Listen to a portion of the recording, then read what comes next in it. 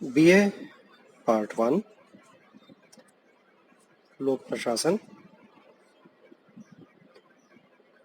Paper number 1। हमने अब तक अध्ययन के अंदर समझा कि प्रशासन क्या होता है, उसकी परिभाषाएं क्या होती हैं। हमने समझा कि लोक प्रशासन किसे कहते हैं। हमने समझा कि विभिन्न परिभाषाएं क्या हैं लोक प्रशासन की,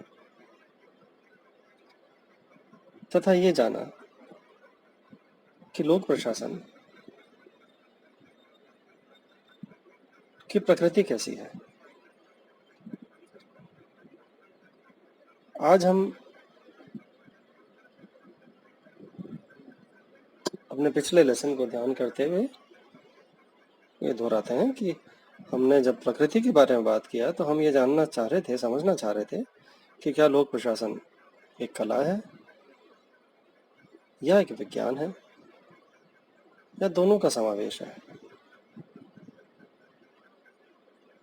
आज हम अपने लेसन में लोक प्रशासन का क्षेत्र क्या होता है उसके बारे में चर्चा करेंगे।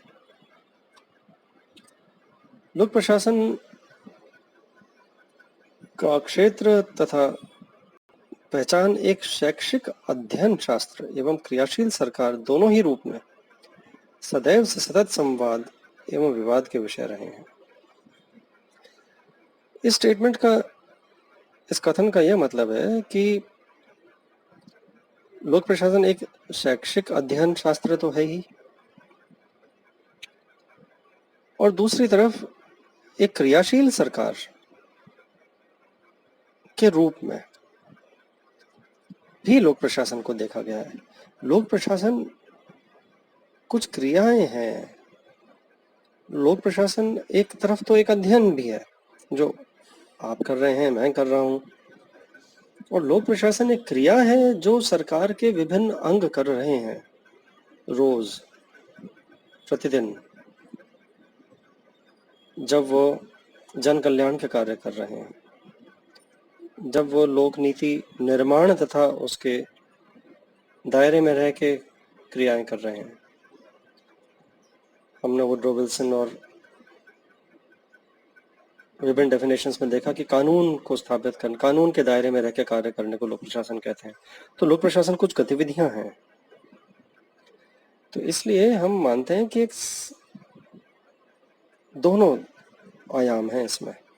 एक तो शैक्षिक अध्ययन है जो हम कर रहे हैं, और दूसरी तरफ एक क्रियाशील सरकार है जो कुछ एक्शंस हैं, कुछ क्रियाएं हैं जो उद्देश्यों की पूर्ति करने के लिए सरकारी संगठन निरंतर कर रहे हैं। वाल्डो ने मार्क्स की आशंकाओं के विषय में कहा है कि लोक प्रशासन इतना व्यापक हो गया है और सीमांत समस्याओं में अपने को इतना उलझा चुका है कि एक अध्ययन के मान्य केंद्र के रूप में इसका पूर्णतः विलुप्त हो जाने का संकट आ खड़ा हुआ है। इस कथन का अर्थ यह है कि लोक प्रशासन इतना व्यापक हो गया है और उसकी बाउंड्रीज एक्सपैंड हो गई हैं कि वो कहाँ शुरू हो रहा है, कहाँ ख़त्म हो रहा है, उसका एक केंद्र तो हम ढूंढ ही नहीं पाते। तो कई चर्चाओं के अंदर विद्वान ये कहते हैं, और हम अपने अनुभव से भी देखते हैं, कि लोक प्रशासन की गतिविधियां किसी पुरुष या स्त्री के जन्म से पहले शुरू होती हैं और लोक प्रशासन की गतिविधियां उससे जुड़ी रहती हैं उसके मृत्यु के पश्चात तक, उसके बाद तक। तो अपने एग्जिस्टेंस से पहले शुरू होता है लोक प्रशासन और अपने एग्जिस्टेंस के बाद तक जाता है। तो इसका विस्तार बहुत बड़ा है। सैकड़ों प्रकार की क्रियाएं लोक प्रशासन हमारे जीवन में करते हैं, हमें प्रभावित करते हैं, हमें छूते हैं अनेक आयामों से। तो मूलतः हम ये कहेंगे कि परिवर्तन के इस युग में लोक प्रशासन जैसे गतिशील विषय का क्षेत्र निश्चित करना बहुत कठिन है। लोक प्रशासन के अध्ययन क्षेत्र के बारे में विचारकों में बड़ा मतभेद है। मतभेद इन प्रश्नों को लेकर है कि क्या लोक प्रशासन शासकीय कामकाज का केवल प्रबंधकारी अंश है अथवा सरकार के समस्त अंगों का समग्र अध्ययन। यानी कामकाज का प्रबंधकारी अंश मतलब सिर्फ वो अंश उसके जो कामकाज करवाने में कैसे करवाया जाए, कहाँ से उसका प्रबंधन कैसे होगा, यानी प्रबंधन यानी उच्च स्तरीय दृष्टिकोण, संकुचित दृष्टिकोण, या उसके समस्त अंगों का समग्र अध्ययन, एक व्यापक दृष्टिकोण। तो हम उसका क्षेत्र क्या माने?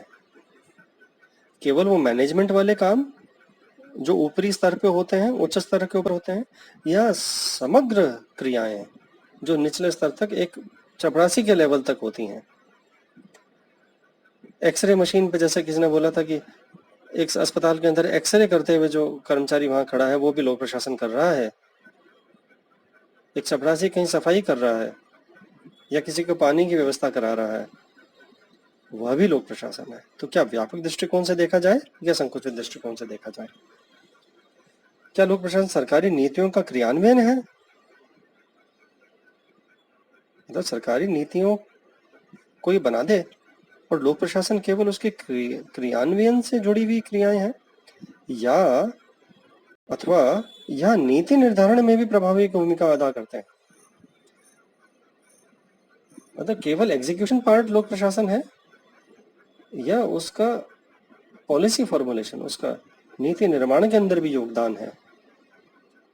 ये सब चर्चा के विषय हैं। तो हम इसे 3-4 भागों में देखते हैं। सबसे पहले हम देखते हैं एक दृष्टिकोण जो व्यापक दृष्टिकोण है। व्यापक दृष्टिकोण के विचारक मानते हैं कि इसके अंतर्गत, लोक प्रशासन के अंतर्गत सरकार के तीनों अंगों व्यवस्थापिका, कार्यपालिका तथा न्यायपालिका द्वारा संपादित कार्यों का अध्ययन किया जाता है।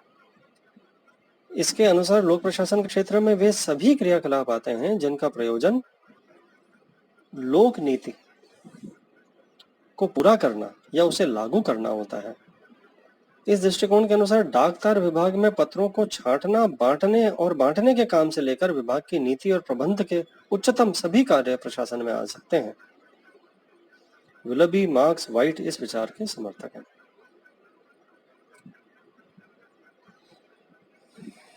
मैं आपको ये समझाना चाहूंगा इसमें कि जो व्यापक दृष्टिकोण है ये दो तरह से बात करता है। एक तो यह कि व्यापकता उसके क्षेत्र की कि क्या व्यवस्थापिका नीति निर्माण को भी हम इसमें शामिल करें। व्यापक दृष्टिकोण कहता है यस, नीति निर्माण भी इसमें शामिल है। नीति निर्माण एक राजनीतिक कार्य है, व्यवस्थापिका से संबंधित है। व्यवस्थापिका चुनाव होके आती है, चुनाव में राजनीतिक पार्टियां होती हैं, राजनीतिक पार्टियों के कंपटीशन के पश्चात जो नीति निर्माण की प्रक्रिया है उसको भी इस व्यापक रूप में लोक प्रशासन की गतिविधियों के अंदर शामिल किया गया है। उसके पश्चात जब कार्यकारी जो अंग है सरकार का, कार्यपालिका का जो अंग है जिसमें वरिष्ठतम देश के पद शामिल हैं, राष्ट्रपति, प्रधानमंत्री, मंत्रिपरिषद, उच्च स्तरीय प्रशासन, क्या वह भी इसमें शामिल किया जाए? तो व्यापक दृष्टिकोण यह कहता है कि ये सब कार्य लोक प्रशासन के दायरे में आते हैं। नीति निर्माण व्यवस्थापिका की और फिर नीति का क्रियान्वयन, ये सभी लोक प्रशासन के दायरे में है। तो हम ये समझ रहे हैं कि इसका क्षेत्र व्यापक दृष्टिकोण में सभी चीज को अपने दायरे में लेगा। जो एग्जाम्पल मैंने अभी दिया जिसके अंदर ये था कि डाक तार विभाग में चिट्ठियों की छंटनी करना, कौन से क्षेत्र में कहाँ जा रही है, कहाँ से आ रही है, उसके एड्रेस के ऊपर छंटनी करना, एक कहा जाए तो लोअर लेवल जॉब होता है संगठन के अंदर, और उसको लेकर के घरों तक पहुंचाना। एक तरफ तो यह कार्य और दूसरी तरफ यह कार्य कि डाकतार विभाग का नीति निर्माण, उच्चतर पदों पर बैठे लोगों के कार्य, उनका प्रबंधन, यह सब कार्य भी प्रशासन, लोक प्रशासन में शामिल किए जाएंगे। और तीसरा आयाम न्यायपालिका वाला, समाज में, देश में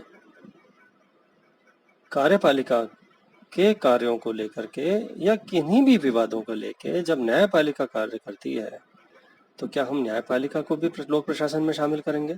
तो व्यापक दृष्टिकोण यह समझता है, यह कहता है कि ये सभी लोक प्रशासन के दायरे में आते हैं।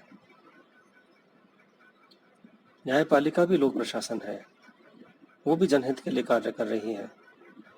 हमारा संविधान की सुप्रीमेसी एस्टैब्लिश करती है, हर व्यवस्थापिका के कानून को ऊपर यह नज़र रखती है कि क्या यह संविधान के मापदंडों पे सही है या नहीं। तो इसलिए न्यायपालिका के वे सभी कार्य लोक प्रशासन के कार्य माने जाते हैं। और यह सब विल्लबी मार्क्स वाइट, जैसे मैंने पहले बोला, ये विचारक इस दृष्टिकोण के समर्थक हैं। दूसरी तरफ है संकुचित दृष्टिकोण, बिल्कुल विपरीत। इसके मानने वाले विचारक ये मानते हैं कि केवल कार्यपालिका शाखा से ही संबंधित है, और कार्यपालिका शाखा में भी सिर्फ उच्च स्तर के प्रबंधन से संबंधित है। जो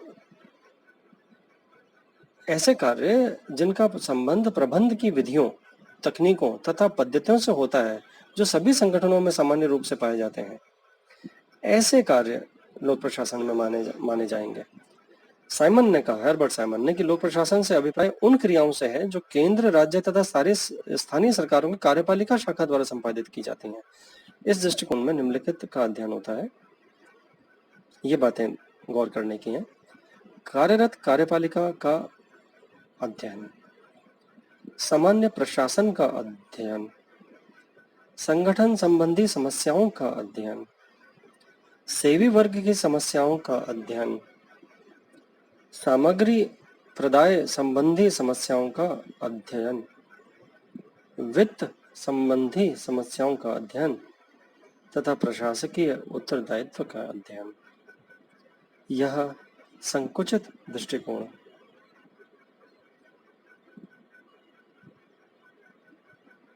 है। इसके अंदर केवल कार्यपालिका शाखा के अंदर इन क्रियाओं को सम्मिलित किया जा रहा है जो अभी मैंने बोली, मैं उनको रिपीट करता हूं। जैसे सामान्य प्रशासन का अध्ययन।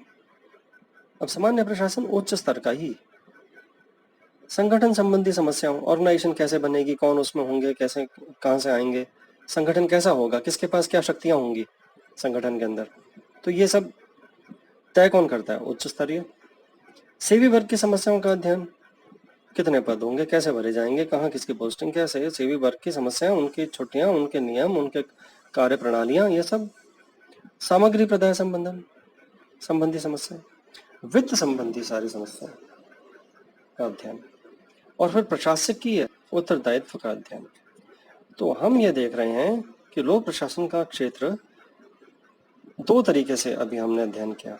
एक तो व्यापक दृष्टिकोण, जिसके अंदर न्यायपालिका, व्यवस्थापिका, कार्यपालिका, तीनों के कार्य उसमें सम्मिलित किए गए हैं, और छोटे से छोटे कार्य से बड़ा कार्य उसमें सम्मिलित है। और दूसरा दृष्टिकोण संकुचित दृष्टिकोण है, जिसके अंदर केवल कार्यपालिका शाखा से संबंधित कार्यों की चर्चा, उनके बारे में विचार है। तो लोक प्रशासन के क्षेत्र के बारे में आज हमने चर्चा करी। इसमें किसी को भी कोई शंका, इन दो दृष्टिकोण में कोई शंका हो तो वो मुझे कॉल करके मुझसे समझ सकते हैं।